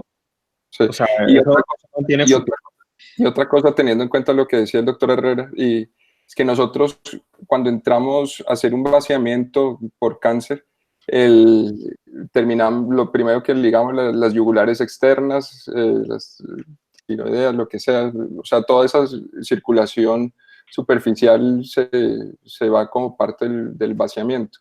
Entonces ya el problema es cuando llegamos a la yugular, ligamos una porque está comprometida y tenemos que pasar a la otra yugular, y ahí es el problema, porque si lesionamos la otra yugular ahí ya el paciente puede presentar un edema cerebral y todas las complicaciones que le pasó al doctor Herrera. Entonces hay que tenerlo en cuenta pues para todo esto, ¿no? Ok, yo creo que si no hay más, doctor Fernández, muy amable por su presentación, muy agradecido con el doctor Revelo, con el doctor Rojas. Esta es su casa para que nos estén acompañando, nos estén enriqueciendo nuestras reuniones. Claro que sí, muchas gracias, Doc. Muy amable por la invitación. Felicitarlos a todos los residentes que pasan por la clínica, han dejado un muy buen nombre. El doctor Tintinago es contento cuando llega un residente de la del Cauca, y felicitarlos al grupo que sigue y a los profesores. Muchas gracias pues por la invitación y por todo lo que nos han enseñado. Gracias. Adiós, Julián. Gracias. Hasta luego. Gracias. Muchas gracias.